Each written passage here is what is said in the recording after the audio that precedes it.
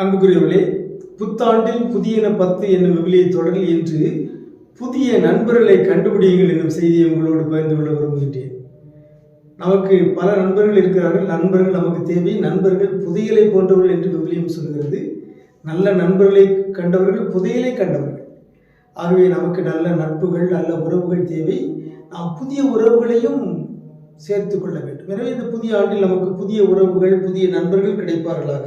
சீராக்கின் ஞான நூல் 9ஆம் அதிகாரம் 10வது இறைமொழி ஒரு சுவையான செய்தியை சொல்கிறது.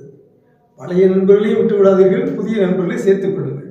உன் பழைய நண்பர்களை கைவிடாதே, புதிய நண்பர்கள் அவர்களுக்கு இணையாக மாட்டார்கள். புதிய நண்பர்கள் புதிய மதுவை போன்றவர்கள், நாளாகத்தான் அதை நீ சுவைத்து கழிப்பாய். ஆகவே புதிய நண்பர்கள் புதிய மதுவை போன்றவர்கள், நாளாக சுவை கூடும். எனவே நமக்கு பழைய நண்பர்களும் தேவை, புதிய உறவுகளும் தேவை. பழைய நண்பர்களை நாம் மறந்து விடக்கூடாது, கைவிட்டு விடக்கூடாது. அதே வேளையில் புதிய நண்பர்களையும் இந்த புதிய ஆண்டில் நாம் கண்டுபிடித்து நாமும் புதிய நண்பர்களாக மாற வேண்டும். நாளாக அந்த உறவுகள் வலுவடைய வேண்டும், செழிப்படைய வேண்டும், நம் வாழ்வை மகிழ்ச்சிப்படுத்த வேண்டும். இந்த புதிய ஆண்டில் உங்களுக்கு புதிய நண்பர்கள் கிடைப்பார்களாக. உங்களுக்கு அமைதி உரித்தாக.